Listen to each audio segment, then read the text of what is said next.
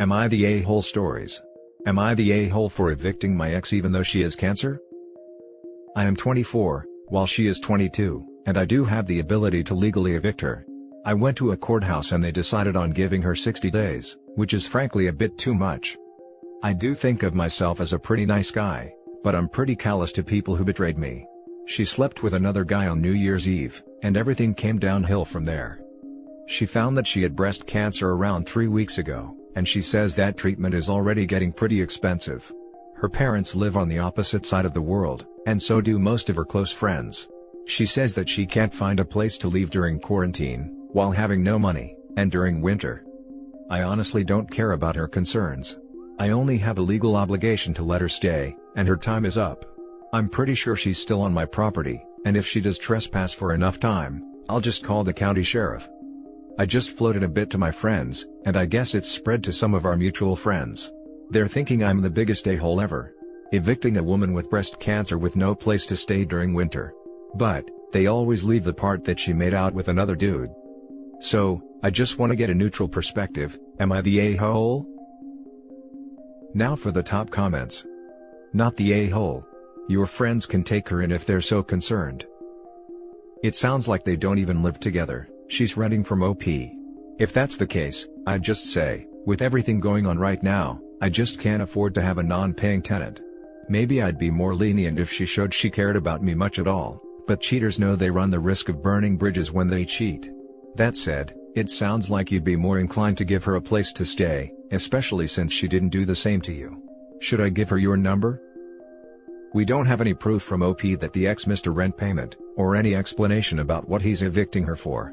Per the post, the ex only said she doesn't have the money to find a new place to live, which is a different thing altogether. The costs of moving plus paying a rental deposit are often exponentially higher than the cost of 1 month's rent.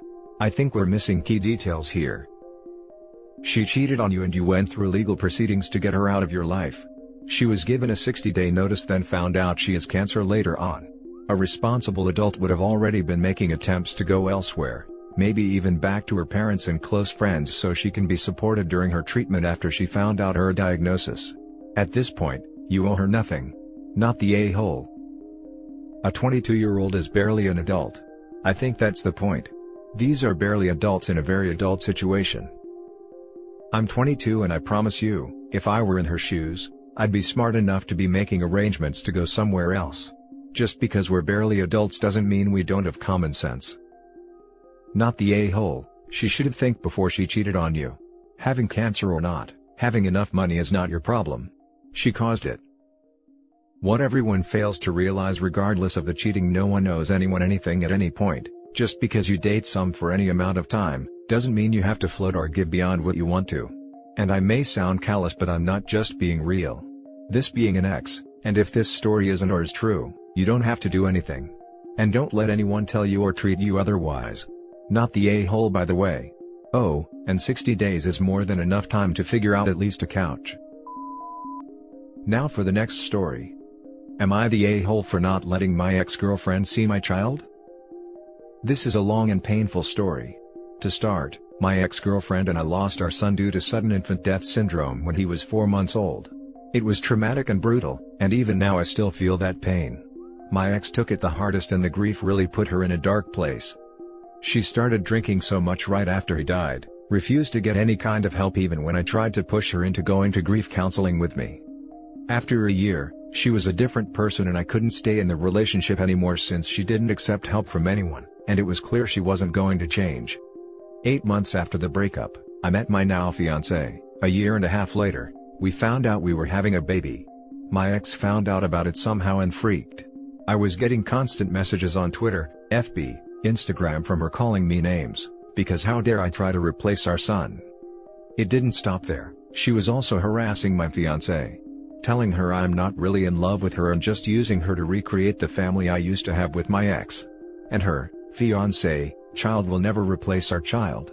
It was seriously disturbing and I had to block her, plus get her family involved. We didn't hear from her anymore. Our son is barely a year old now, and she contacted me again. This time she was apologizing for her behavior in the past. She admitted she was still hurt over me leaving her and moving on to start a family with someone else. She's asked if I could see her just once to meet my son. That was a shock to me and I had to ask why. My ex says she wants to meet our son's brother and hold him, so she can feel connected to her boy one last time. Honestly, I don't know how I'm supposed to feel about this, but it made me pretty uncomfortable. She says she only wants one meeting and won't bother us again. But with her history, my fiancé and I don't feel like we want our son to meet her at all. She's been asking us repeatedly even after I already said no, and her mom has reached out to me. My ex is very depressed right now it seems. Her mom asks if I could do her this kindness and maybe this will give her some sort of closure. It just doesn't sit right with me. Her family is pressuring me now and my ex keeps begging me to let her have this one thing. Now even my own mom thinks I'm being too paranoid and callous with her. That she's obviously grieving losing her child, and I shouldn't forget this was someone I once loved. So yes, people think we're being too cold not doing my ex this favor and I don't know if we are. Not the a-hole. Please contact her parents or someone who cares about her, she needs professional help, this state of mind is very bad. Meeting your son will probably just push her even further down the rabbit hole. This sounds like the start of a Criminal Minds episode with the ex being a serial killer that kidnaps children. I was just thinking this sounds like how baby kidnappers sometimes start. Not the a-hole. Yes, your ex needs serious help. She's obviously ill. But you aren't her physician or her therapist. Given her past behavior, there's no reason at all you should feel safe or comfortable doing this. She was severely abusive to you and your fiancé. I don't think you're being cold. I think you're being prudent, given all she's put you through. And I am so sorry about your loss. I would go one step further and actually apply for a restraining order. There's absolutely no need for this woman to meet your child. If I was the parent in this situation, I'd make sure she didn't even know what the kid looked like. Not the a-hole. Her fixation on your son is concerning. I'm worried her fixation would only deepen if given the chance to meet him. He is not her son, nor a replacement for the child you lost. I would refuse to allow a meeting and would cut all further contact. Your priority must be your son and fiancé's safety and well-being. I don't know why, maybe I've watched too many crime shows, but this just gives me mad bad vibes. I don't know what about it causes them, but I automatically was like she is going to try and take said baby or put it in a dangerous position. It's 100% do not let her near the child. Next story. Am I the a-hole for refusing to move? My, female 42, husband, male 44, and I have been married for 21 years. We have 2 adult children, male 22 and male 24, one is in college out of state and the other is in the Navy. When we first got married, my husband was in the Navy, and we spent the first 10 years of our marriage moving from place to place, wherever his new duty station was. I found it hard to make friends, and I could not keep a job, so I made a difficult decision and decided to be a stay-at-home mom. When he got out of the Navy 11 years ago, he took a job and we moved. 3 years in, he got offered a job in another part of the company, however, it was in another state, so we moved again. We stayed there for 6 years. I went back to college and got my degree and began looking for work. I found a job I liked in my field, and 6 months into working, he said he was offered a job with a new company and wanted to take it, but that would mean we would be moving almost 2,000 miles from where we were in a new state. I reluctantly agreed because the new state would have more job opportunities for me and we would be closer to our family, which is something that we have not had in many years. Last night, my husband came up to me and said that there was a job opening in his company and he wanted to apply for it. It would mean a pay raise and better hours, but the caveat would be that we have to move again. We have been living in our new state for 3 years. I love it here. I have an amazing job and I am making great money. I finally have friends and am able to socialize. I told him that I am not moving again. Anytime we have to move, he always leaves first and I end up being responsible for selling/packing the house, and I am not doing that again. Our son's college is only 2 hours from here, we can see him twice a month. If we move, that means we would have at least a day's drive and would only be able to do that once or twice a year. Now my husband is upset with me and guilt-tripping me because he claims I do not support him. I told him that was BS because I spent most of my life moving from place to support his career. He told me that I am selfish, and he is just trying to provide for us. I told him that we are more than comfortable where we are now, and that if he truly wants to take the job, he will be going alone. Am I the a-hole for refusing to move again? Now for the top comments. Not the a-hole. You gave yourself already the answer. You supported his career for 21 years, you gave everything up for him, your social life, your family, even postponed your education. And now, everything is settled, you're doing financially fine too. He accuses you of not supporting him. He should start supporting you for a bit. You did your part, now it's your time to shine. Perfect reply.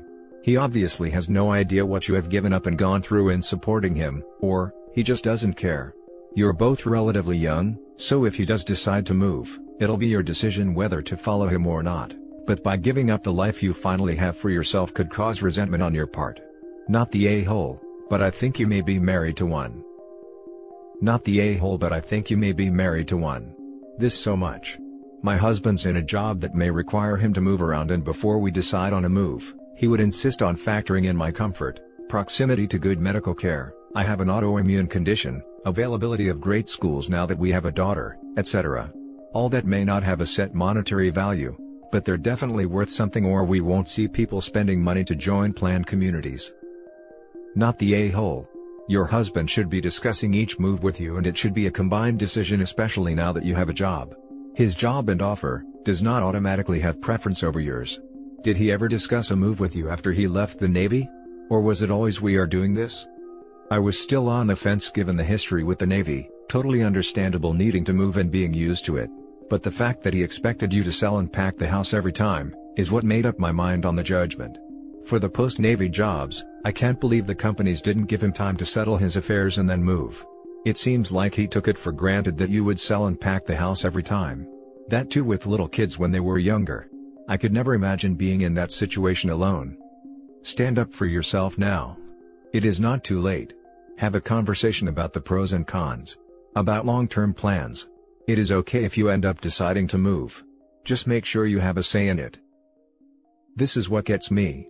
I give a pass for the pieces or whatever they call it in the Navy. He didn't get a say in when or where, but as soon as he got out, there should have been a discussion about long-term goals and plans. Each and every move should be a joint effort. Not the a-hole. He's become accustomed to always getting it his own way with very little pushback. Now that's not just happening, he's trying to guilt and flip it around on you. Stand your ground. It's going to be tough because there's been a pattern over years which he will be loath to give up, but it's now or never for you.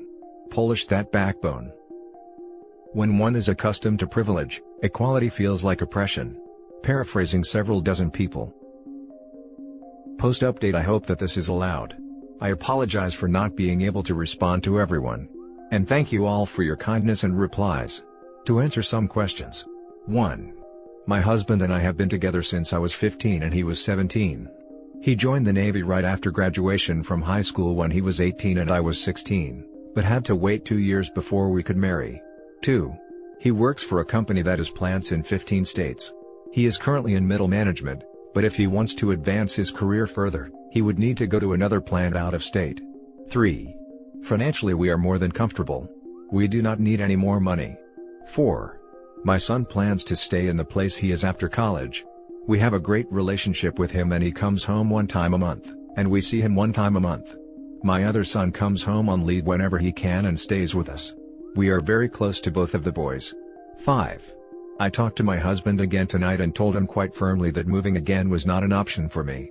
The area he wants to move has very little jobs in my field and specialty in that area, and I would need to commute more than an hour one way for a job versus the 20 minutes I have here.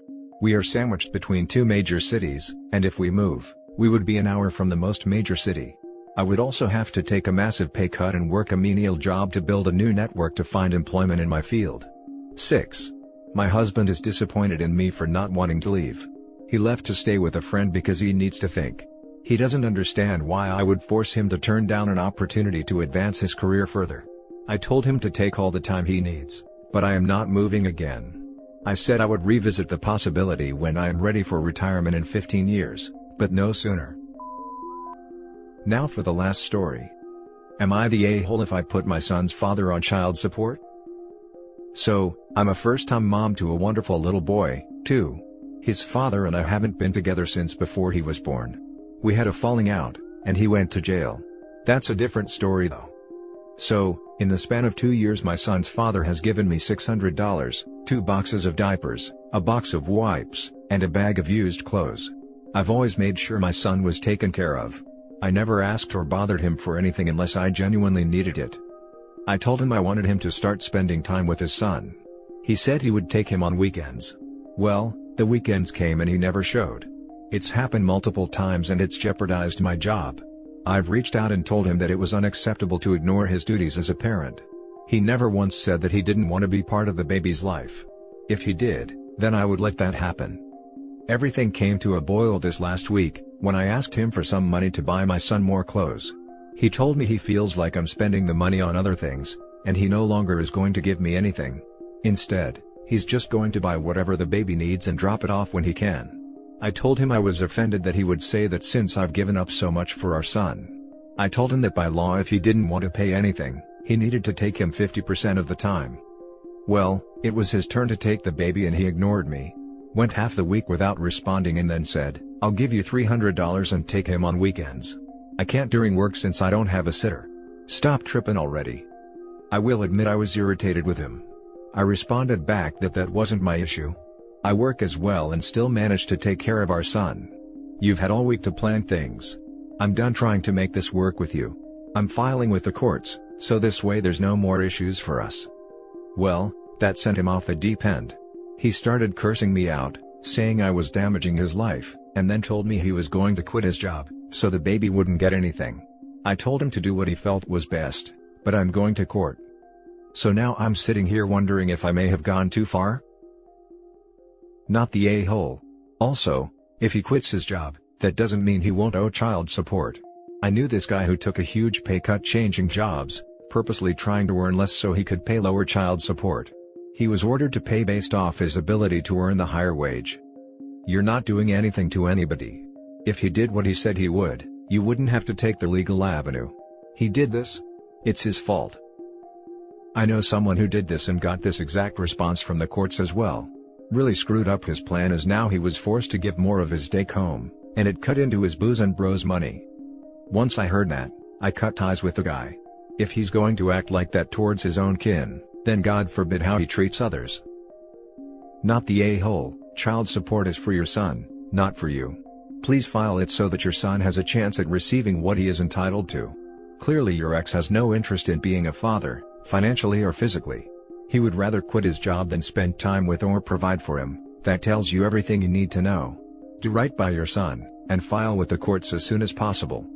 Please also start gathering evidence that may be needed if your ex tries to pursue custody, as I'm genuinely concerned about his ability to care for your child. Keep screenshots of aggressive text messages, keep a log of all the times he said he would spend time with your son and then didn't show up, etc. Open a separate email address, and email everything to it so that you have it kept safe in case you lose your phone or something. Wishing you and your son the best of luck. I never thought of keeping a log. That's a great idea. Thank you so much. Not the a-hole. Thanks for clarifying below. He's very obviously an a-hole, because he is absent and can't even be bothered to contribute the bare minimum. To be honest, you should have taken him to court a long time ago. In my state, it's 50% of the time for him to not pay. I did speak to a couple pro bono lawyers, and that's what I was told. Thank you for your input. And that's it for this video, guys. If you have thoughts to share, leave a comment below. Don't forget to hit like and subscribe if you like this content. I'll catch you in the next one. Good day everyone.